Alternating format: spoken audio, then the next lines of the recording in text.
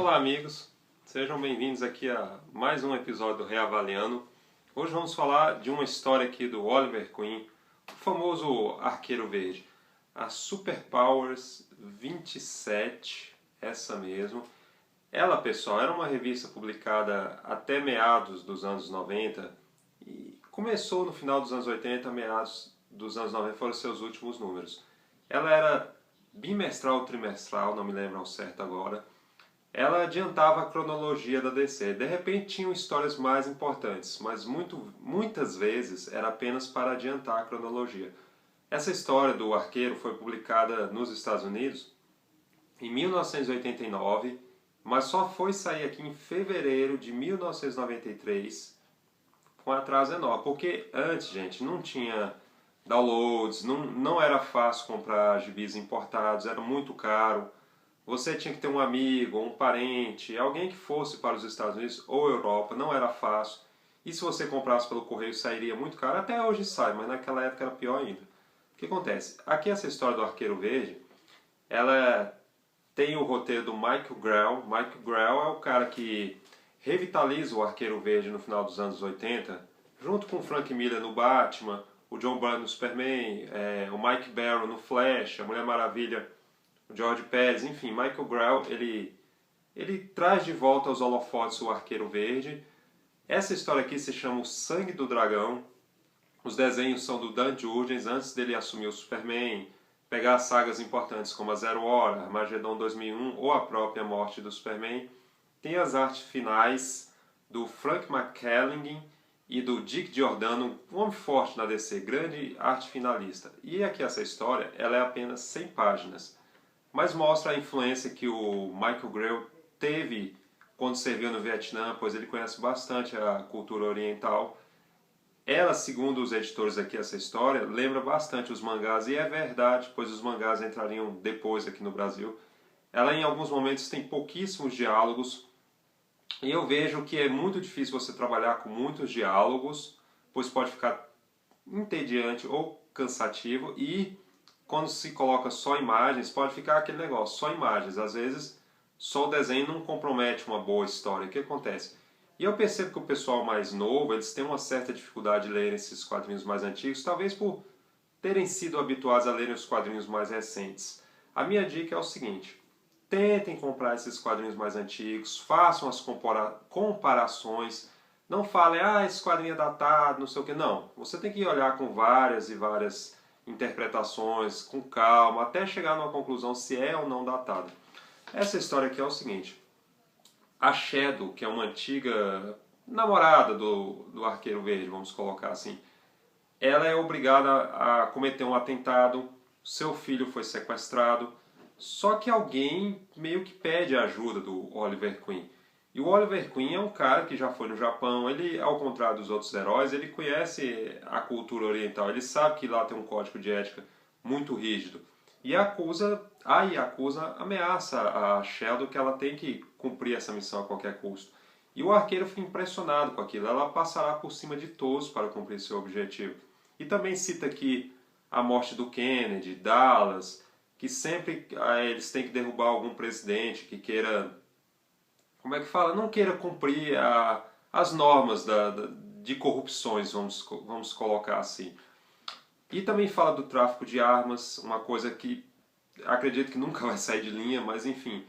É super bacana isso aqui no Arqueiro Verde. É até quando ele tenta ajuda. Orientar o pessoal lá da Embaixada Americana, que vai haver um atentado. Eles não acreditam, mas você percebe, o Oliver Queen ele percebe onde vai ser esse atentado. Isso que é o legal aqui do Oliver Queen. Que mesmo com poucos recursos, ele consegue, com esses pouquíssimos recursos, agir, pois ele, ao contrário do Batman, ele não tem todo aquele aparato técnico. As flechas foi ele mesmo que construiu. É isso que é o legal aqui no Oliver Queen. E também tem aqui a primeira aparição, não vou falar onde, do Connor Hawke, o famoso filho do Arqueiro Verde, que eles tentaram fazer um Arqueiro Verde 2, mas não deu certo. O Oliver Queen teve que voltar depois naquela saga do Kevin Smith. Enfim, talvez aqui já seja também aquele início da saga da Zero Hora, que depois da Zero Hora o Oliver Queen voltaria ao mosteiro, aos monges, ele ficaria um cara muito revoltado, muito chateado por ter acontecido aquele negócio com o Hal Jordan. E também vai fazendo citações futuramente ao Cavaleiro das Trevas, aquele negócio da bomba, que o Oliver Queen fica com o braço preso naquela bomba. Gente, é uma história super bacana. Infelizmente, a editora Panini não vai republicar por agora, eu tenho quase certeza disso. Se bem que vendeu-se muito bem aquele encadernado Lendas do Lanterna e do Arqueiro, pelo Neil Adams e o Daniel New. Há boatos que teremos futuramente o Caçadores do Michael Grell. Vamos cobrar essa edição aqui. Eu gostaria muito que tivesse uma edição encadernada. Roteiro do Michael Grell, desenhos do Dan Jurgens, a biografia dos envolvidos, fotos da época, pôsteres da época. Ficaria muito bacana. Aqui para vocês, eu vou mostrar o comecinho dela. Eles fazendo a conspiração em Washington. Sempre começa em Washington, né? É igual aqui é em Brasília. Mas enfim, sempre essa conspiração em Washington. Aqui a Shadow cuidando do seu filho. A Yakuza invadindo a casa. Só um instante, por favor. E também, gente, tem uma cita aqui a Shadow lutando contra a Yakuza. Desenhos perfeitos do Dan Jurgens. Percebam que quase não há diálogos. Realmente eles têm razão. Aqui a Shadow levando aquela porrada básica da Yakuza. E o legal aqui do Oliver Queen, ele está fazendo aniversário, ele está com 45 anos. Ele começa a questionar a idade, aí a Diane Lance, que é a Canário Negro, para quem não conhece, é a namorada do Oliver Queen. Ela compara o Oliver com o Sean Connery, com o Paul Newman, o Cary Grant. Ele acha até uma afronta ele chegar perto dessas lentes. No final ele é comparado ao Tom Cruise, ele acha um absurdo, pois Tom Cruise era um cara muito malhado naquele período, mas é um grande ator também, mas enfim. E mostra esse choque de culturas. Quando o Oliver Queen vai para o Japão, isso é muito bacana. Quando eles invadem aquela casa onde ficam as geishas, também é super bacana. O Oliver Queen é obrigado a pegar em armas, uma coisa que ele odeia, ele só pega em último recurso. Aqui eles tentando invadir a base da Yakuza numa montanha, sempre é na montanha, né? Vocês já perceberam isso? Que sempre é na montanha. Acho que é porque é mais distante, né? Para a pessoa desanimar uma futura invasão, vamos colocar assim. Aqui na montanha, vamos tentar colocar aqui para vocês. Isso. Quando eles invadem, só um pouco, por favor. Só um pouco. Essa cena aqui. Eles invadem a casa de prostituição. Oliver Queen é obrigado a pegar em armas, uma coisa que ele odeia. A propaganda aqui da Asas, devoção do Batman. Futuramente teremos aqui um conto de Batman, pois era uma saga extremamente difícil de ser adquirida nos anos 90. Até hoje é e ainda não foi encadernada. Aqui o Oliver Queen com a metralhadora, como eu disse, é um último recurso. E o Oliver Queen, ele já foi prefeito, ele tem noção como funciona e não funciona a política. Ele tem essa visão que os outros heróis não têm. E o mais legal é quando o Oliver Queen saca onde vai ser esse atentado. Ele está aqui no prédio, ele começa a pensar, aí através do pensamento dele ele percebe que a Shadow tinha dito atentado. Atentado é diferente de morte, tem uma diferença enorme. Esse pequeno raciocínio do Oliver Queen faz a diferença. E aqui, vocês que são mais jovens ou não, para isso temos o Google, fala bastante da Guerra Fria. Aqui na história tem o Mikhail Gorbachev, que foi o antigo presidente da Rússia.